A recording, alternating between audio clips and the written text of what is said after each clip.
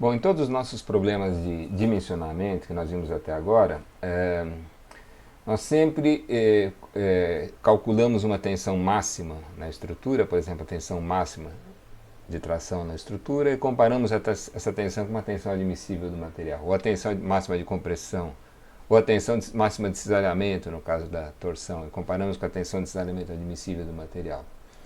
Bom, agora nós vimos que essa coisa de estado de tensão é muito mais complicada do que a gente pensava, né?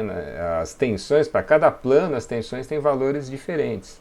Num mesmo ponto, em diferentes planos, as tensões são diferentes, né? Se vocês pensarem bem, as tensões que nós calculávamos antes eram só as tensões no plano da seção transversal. Agora nós vimos que elas variam com o plano. Então, a princípio, mesmo que eu pegue ali um elemento de dimensões infinitesimais e considere as tensões nas três faces desses elementos, é um monte de números, né? Eu posso fazer uma análise de autovalores e autovetores, determinar as tensões principais num determinado ponto, mas ainda assim permanece a dúvida. Com o que eu comparo essas coisas aqui para saber se o material vai aguentar ou não essa solicitação? Essa é uma questão bem complicada, né? O que seria o ideal? O ideal seria se a gente pudesse reproduzir em laboratório, no ensaio, exatamente esse estado de tensões aqui, sigma 1, sigma 2 e sigma 3. Aí a gente vai aumentando gradativamente essas tensões até que seja atingido um estado limite.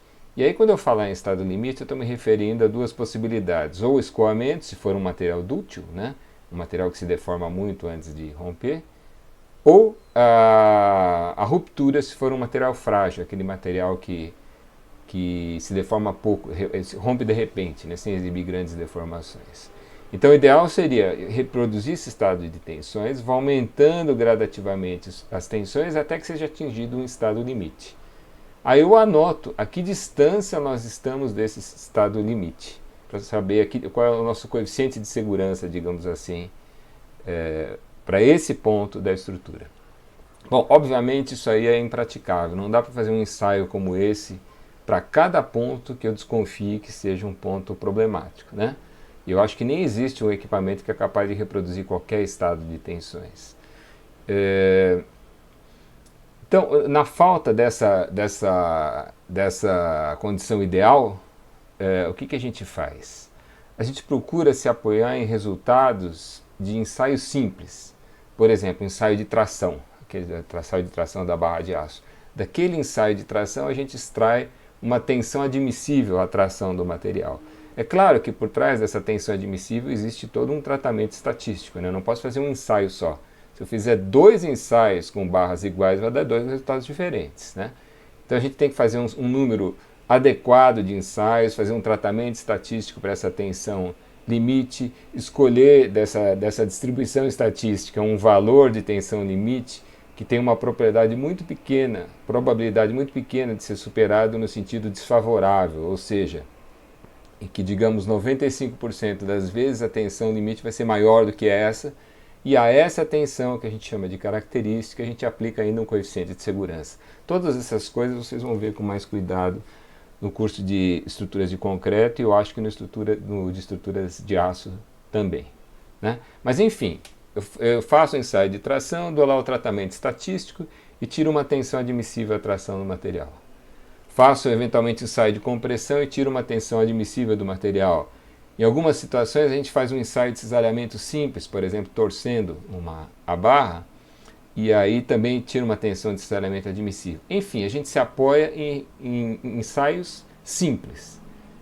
E depois a gente procura, com base nesses resultados de ensaios simples, a gente procura formular hipóteses sobre quais seriam os mecanismos responsáveis por se atingir um estado limite numa situação mais complicada como essa de estado triplo de tensão. Essas hipóteses sobre o que levaria o material à ruptura são chamadas de critérios de resistência. Eu vou apresentar aqui 4 critérios, são os mais comuns, né? E não vou me aprofundar muito nesse assunto, é uma coisa bem complicada. Esses critérios são baseados em hipóteses, essas hipóteses têm uma validade limitada, só dentro de um determinado escopo. Quem quiser se aprofundar nesse assunto tem farto material por aí. O que eu vou fazer aqui é só relacionar os critérios mais comuns e fazer algumas aplicações dessas coisas, tá? Bem, qual que é o critério mais óbvio, né? Se a gente lembrar que as tensões normais elas são ordenadas, né? O sigma 1 é o maior, o sigma 3 é o menor. O critério mais óbvio, o primeiro que nos ocorre, é considerar que o que interessa é a tensão principal maior, né? Esse critério é o chamado critério da máxima tensão normal. É o primeiro critério que nós vamos ver. É o critério da máxima tensão normal.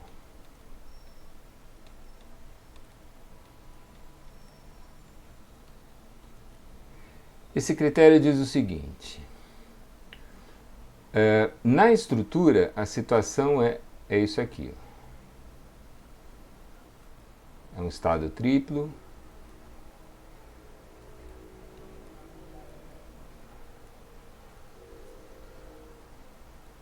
Tem aqui sigma 1, sigma 2 e sigma 3. Eventualmente, sigma 2 ou sigma 3 podem ser tensões de tração, sigma 1 não, né? Então esse é o estado de tensão na estrutura. E no ensaio? Isso aqui é na estrutura.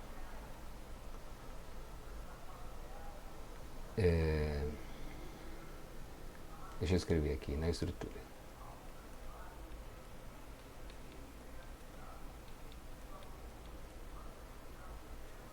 E no ensaio?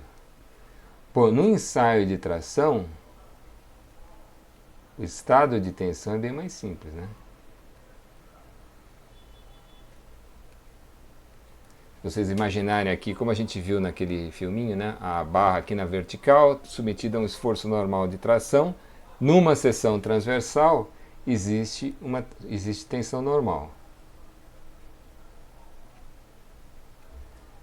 Nos outros planos não existe tensão normal. O estado de tensão no ensaio é o estado de tração simples, né?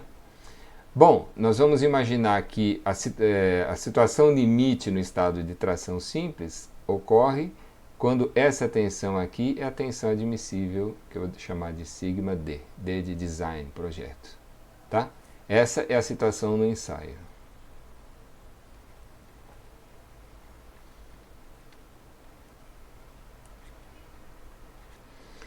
Bom, o critério da máxima tensão normal diz o seguinte, que a situação limite é atingida na estrutura, naquele estado de tensão complicado, quando a máxima tensão de tração é igual à máxima tensão de tração no ensaio.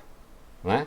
É como pegar o sigma 1 da estrutura na situação genérica e comparar com quem seria o sigma 1 no ensaio no momento em que se foi atingido uma situação limite. Tá? Então é o critério mais óbvio. E a expressão dele é que sigma 1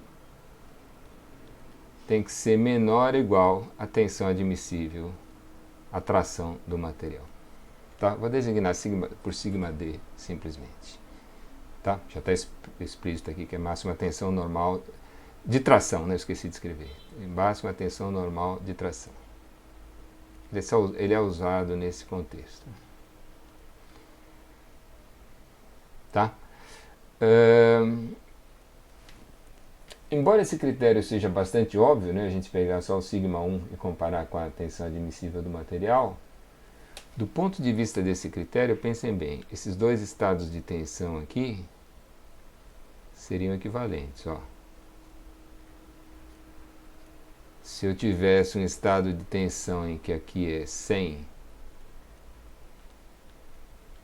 e as demais são nulas, do ponto de vista desse critério, esse estado de tensão é a mesma coisa que se eu tiver 100 aqui e, sei lá, 90 aqui. Do ponto de vista desse critério, eles são a mesma coisa, né? sempre intuitivamente, quem olha para isso, quando a gente pensa em ruptura, a gente pensa em desagregação, né, do material, né, separação das partes. A impressão que dá é que isso aqui é pior do que isso, né? Tudo bem, esse estado de tensão aqui é altamente improvável, trações de mesma ordem de grandeza em todas as direções. Mas enfim, é uma limitação desse critério. A gente está extraindo de uma situação mais complicada um único número. Em determinadas situações, ele funciona. Esse material funciona bem para materiais frágeis. Esse critério funciona bem para materiais frágeis.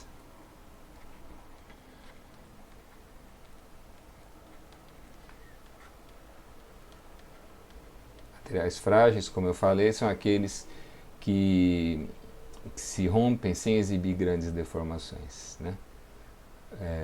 Nesse contexto ele funciona bem, tá?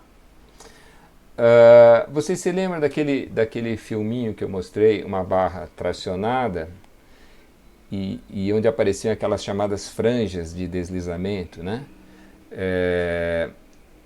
Em materiais dúteis, como é o aço, o escoamento está associado a deslizamento entre camadas na rede cristalina do material. E esse deslizamento é consequência das tensões de cisalhamento, que no ensaio de tração ocorrem a 45 graus. Lembra as tensões de cisalhamento máximas? Bom, se nos materiais dúteis o escoamento está associado a esses deslizamentos, o que deve ser mais importante para eles é a tensão de cisalhamento e não a tensão normal. Daí vem o outro critério que eu quero mencionar. Então, esse aqui é o primeiro, né? Critério da máxima tensão normal.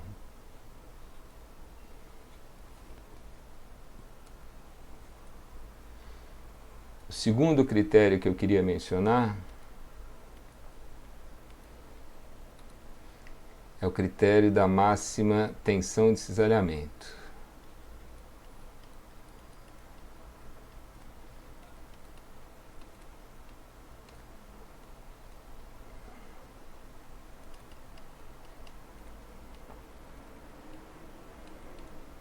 O nome que mais se usa para esse critério é o critério de Tresca. Tem gente que fala Tresca. E o critério da máxima tensão de cisalhamento diz o seguinte: o que interessa é o cisalhamento, né? Então, se vocês pensarem aqui na estrutura, qual que é a situação? Na estrutura, deixa eu escrever aqui. Na estrutura. É um estado triplo, no caso geral, né? Sigma 1, sigma 2 e sigma 3. Tá? O círculo de Mohr correspondente é alguma coisa assim.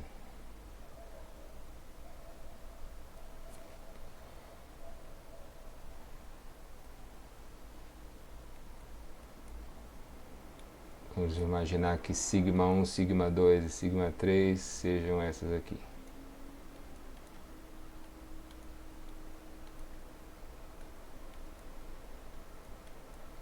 Então nós já vimos que o círculo de Mohr correspondente a esse estado de tensão, desenhando só a parte de cima, é uma coisa assim.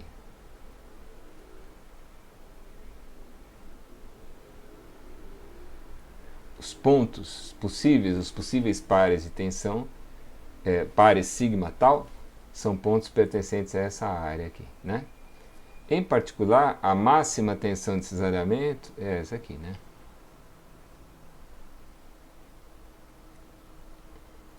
Esse é o tal máximo.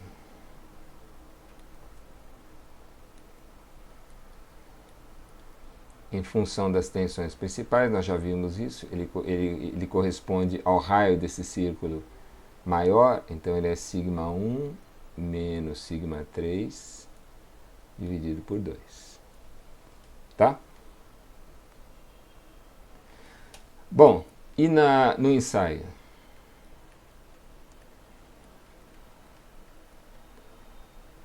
No ensaio de tração da barra de aço, por exemplo,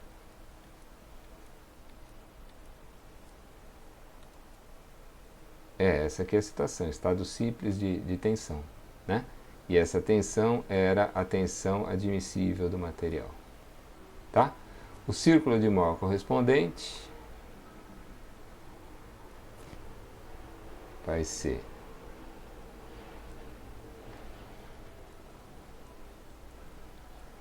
vejam, isso aqui é um estado triplo também, né? Uma das tensões principais é σd e as outras duas são nulas. O círculo de Mohr, nesse caso, se resume a isso aqui. Tá? Então, o cisalhamento máximo, nesse caso, esse tal máximo,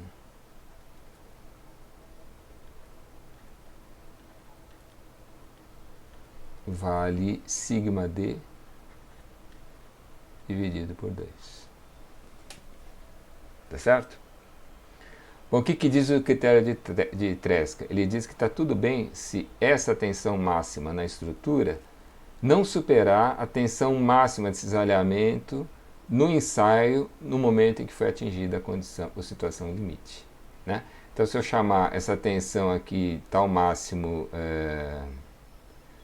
de tal máximo linha e essa aqui de tal máximo duas linhas, o critério de Tresca diz que tal máximo linha tem que ser menor ou igual ao tal máximo duas linhas. É só isso. Tal máximo linha tem que ser menor ou igual ao tal máximo duas linhas. Tá? Bom, isso acontece quando σ1 menos σ3 for menor do que a tensão admissível à tração. σ1 menos σ3 menor ou igual à tensão admissível à tração do material. Esse, então, é o critério de Tresca.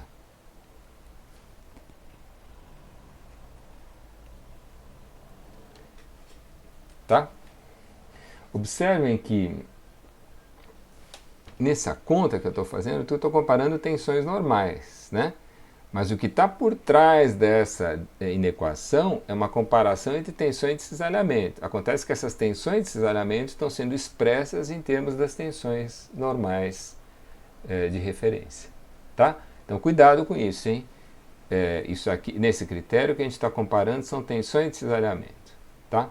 É muito comum, e eu vou mostrar isso na sequência, que a gente entenda esse primeiro membro da inequação como uma tensão equivalente do critério de Tresca, ou simplesmente a tensão de Tresca.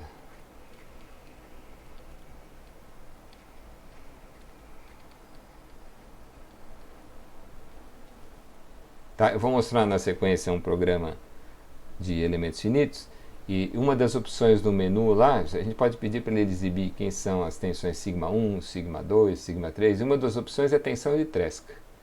O que é essa tensão de Tresca? A tensão de Tresca é uma conta que o programa faz com as tensões principais, é essa aqui, né? Gerando um número. Se eu pegar esse número e comparar com a tensão normal admissível à tração do material, o que eu estou fazendo, na verdade, é comparar a tensão de cisalhamento na estrutura com a tensão de cisalhamento no ensaio na situação limite. Tá? Então é comum a gente ouvir a seguinte pergunta: a gente conhece tensão normal, conhece tensão de cisalhamento. Se a tensão de Tresca é tensão normal, é tensão de cisalhamento. A tensão de Tresca não é nem uma coisa nem outra. É uma conta que a gente faz com as tensões principais.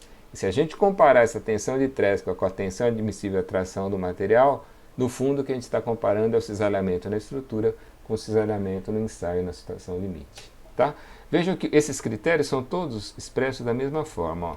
O critério da máxima tensão de tração a gente também escreveu assim. Isso seria a tensão equivalente do critério da máxima tensão de tração. É a tensão principal maior. Tá? Então essa tensão equivalente eu vou comparar sempre com a mesma coisa, a tensão normal admissível do material. Tá? Ao fazer essa comparação, aqui eu estou comparando os σ1s. Ao fazer essa comparação aqui, eu estou comparando as tensões de cisalhamento máximas. Tá claro? Então isso é a tensão equivalente do critério de Tresca.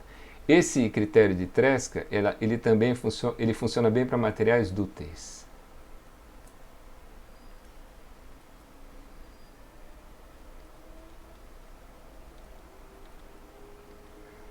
Materiais que exibem grandes deformações antes de se romper, como por exemplo o aço.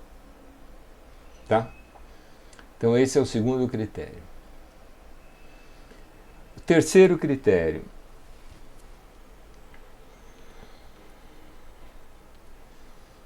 é o chamado critério da máxima energia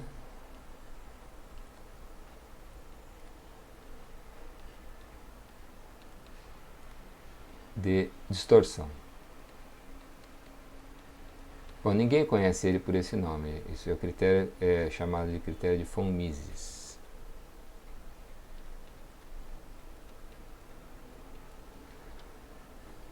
Vocês se lembram que na aula sobre energia de deformação, eu defini o que era essa energia de distorção, né? A gente considerava um estado de tensão qualquer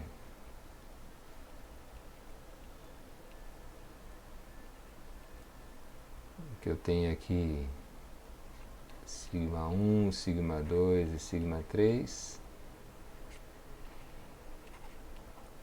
e conseguia decompor em dois estados de tensão que têm características particulares. Era isso mais esse outro estado de tensão.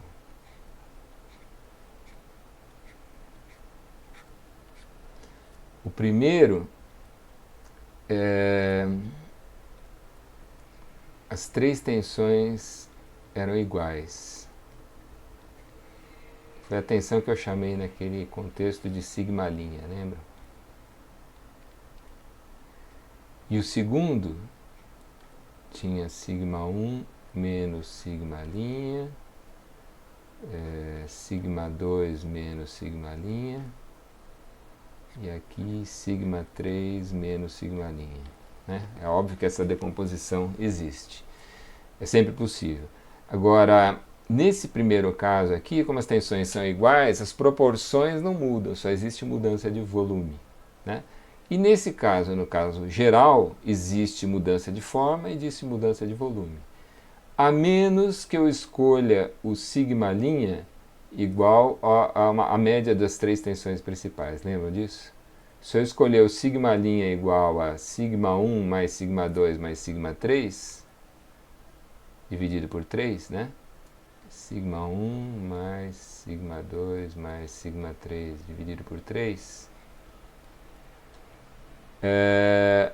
Aí, nesse caso aqui, não vai haver mudança de volume, né? Então a gente consegue separar os efeitos. Aqui existe mudança de volume sem mudança de forma, e aqui existe mudança de forma, mudam as proporções, sem mudança de volume. Tá?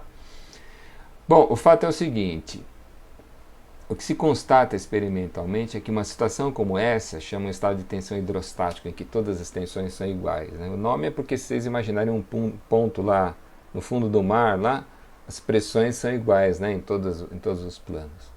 O que se constata experimentalmente é que isso aqui não é um problema. O escoamento não acontece por causa desses estados de tensões hidrostáticos. Então, o problemático seria esse pedaço aqui. Tá? Então, esse tal desse von Mises formulou o seguinte critério.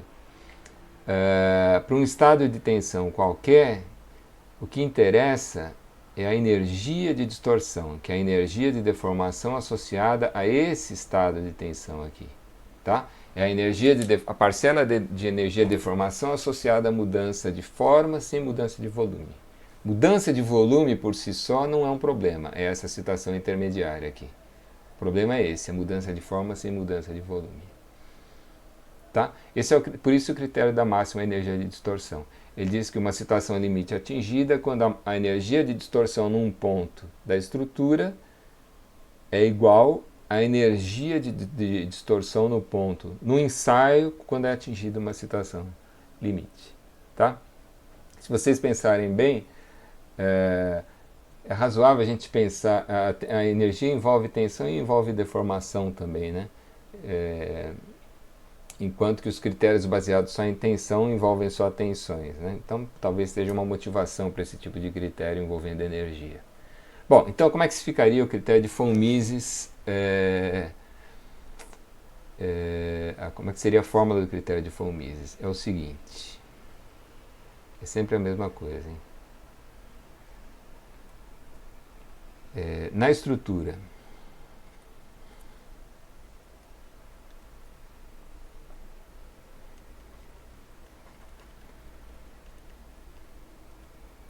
bom, na estrutura é um estado triplo.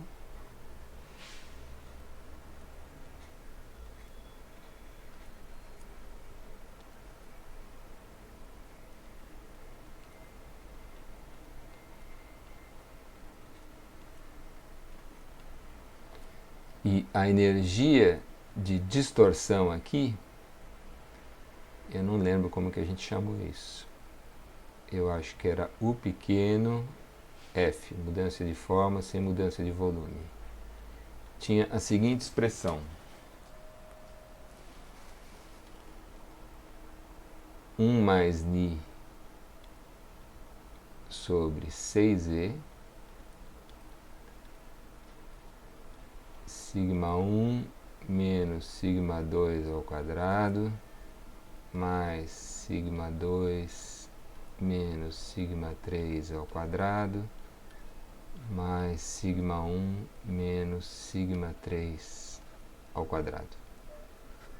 Tá? Isso é a energia de distorção por unidade de volume, aquele numerinho que a gente associa a cada ponto. Se eu fizer a integral dessa função ao longo de todo, ao longo de todo o volume, eu tenho energia de distorção do sólido, né?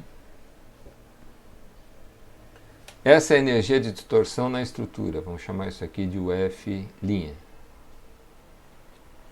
E no ensaio?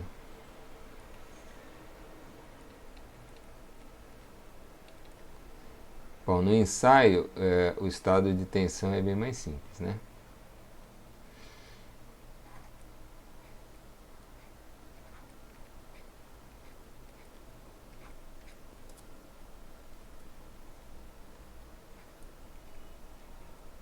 É só isso aqui. Então, a energia de distorção por unidade de volume nessa situação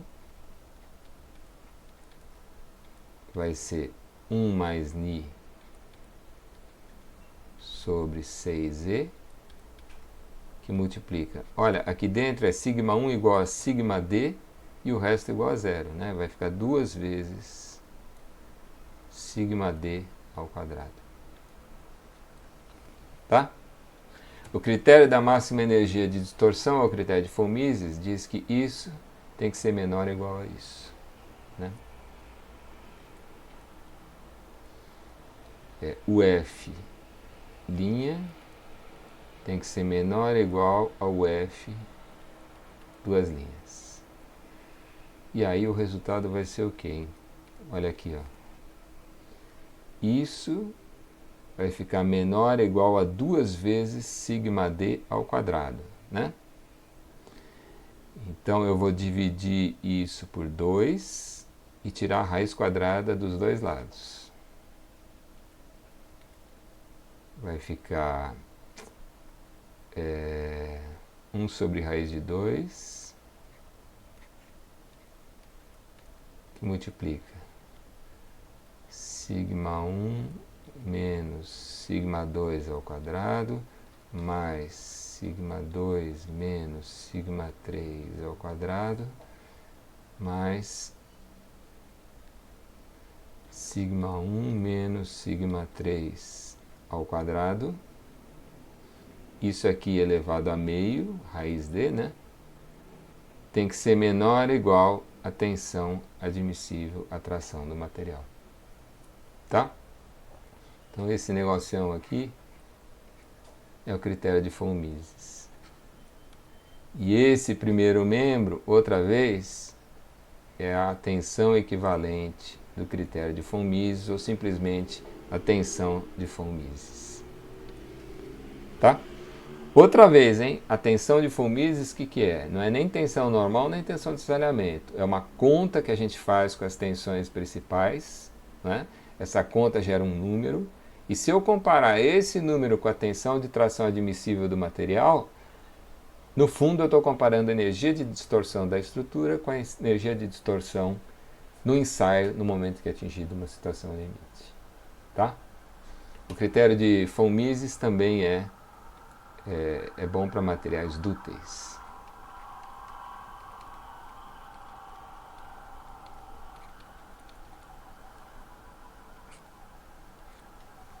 Tá certo? Bom, o último critério que eu queria mencionar é o critério de Moore.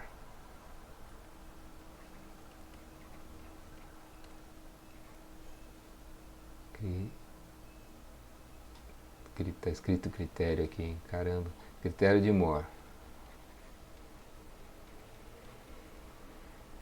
Critério de Moore, ele parte de uma ideia um pouco diferente.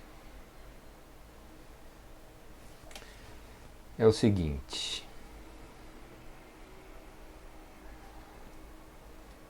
Vou apelar aqui para minha régua.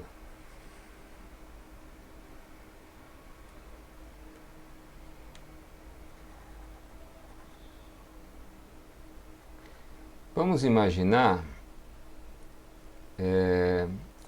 que eu tivesse aquela máquina que é capaz de reproduzir qualquer estado de tensão.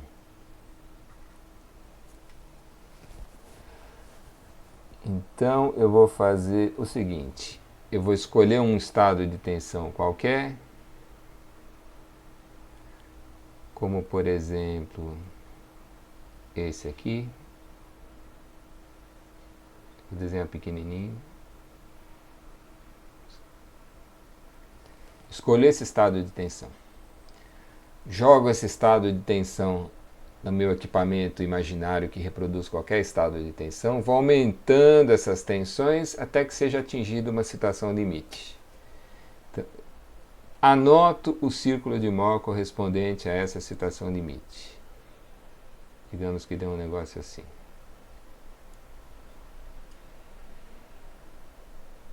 Tá? Então, esse estado de tensão eu fui aumentando. Quando chegou aqui, eu cheguei na situação limite. Anoto esse círculo limite.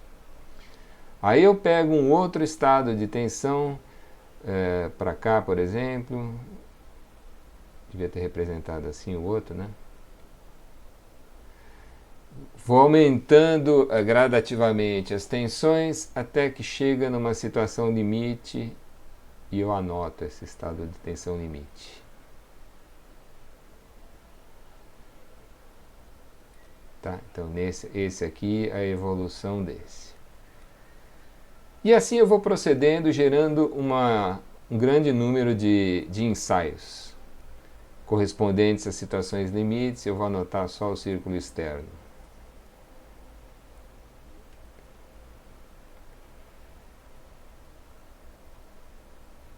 Devia ser um círculo.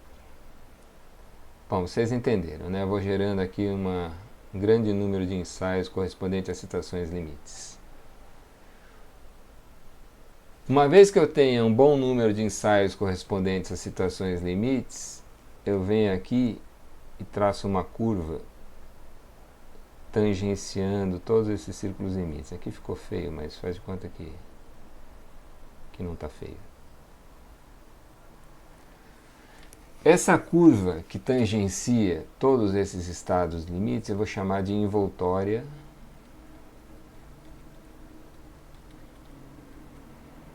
de Moore. Tá? E pela própria maneira como foi construída essa curva, vocês concordam que qualquer estado de tensão que estiver abaixo dessa curva é aceitável? Por exemplo, um estado de tensão qualquer, assim,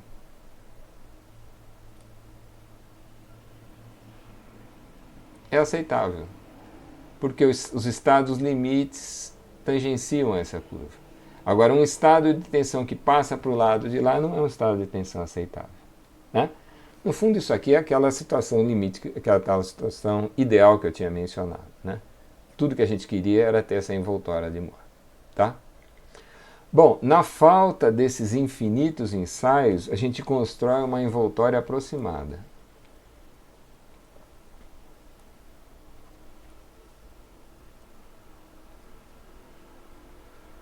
Caramba.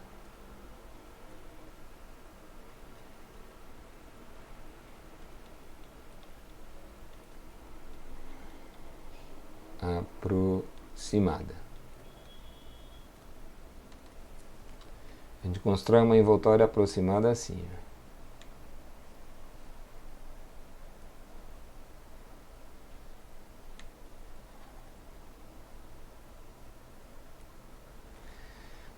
A gente faz um ensaio de tração.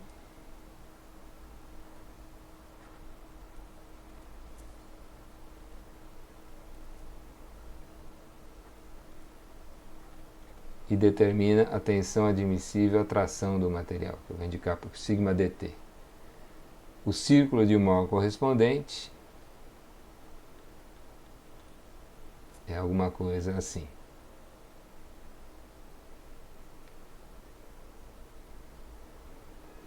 Né? Aí a gente faz um ensaio de compressão.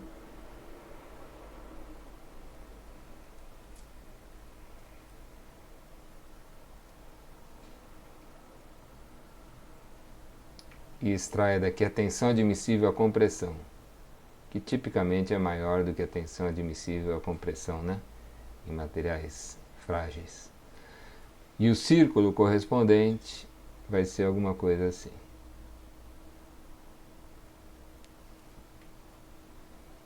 E na falta de coisa melhor, a nossa envoltória aproximada, e aqui eu vou usar a minha régua, é uma reta tangenciando essas duas circunferências. Tá? Essa é a envoltória aproximada. Todo círculo que estiver abaixo dessa reta é aceitável. Tá claro? Bom, olha, eu não vou entrar em detalhes aqui porque isso é chato e não acrescenta grande coisa, mas vocês concordam que eu consigo definir essa reta se eu souber quem é sigma dt e sigma dc? Eles definem perfeitamente quem é essa reta, né? Então, se vocês fizerem as contas aí, um estado de tensão qualquer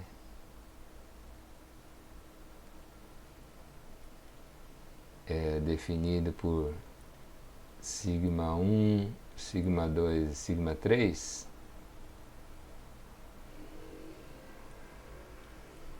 aqui é 3, estará abaixo dessa régua, demonstra-se, dessa régua não, dessa reta, demonstra-se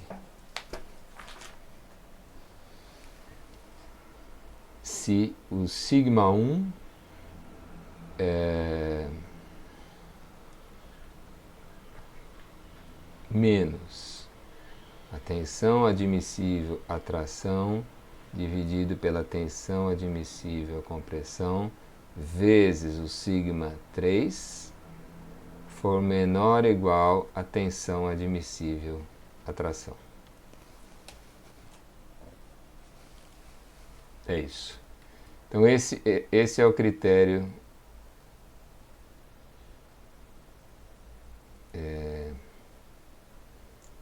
esse é o critério de Moore. Tá?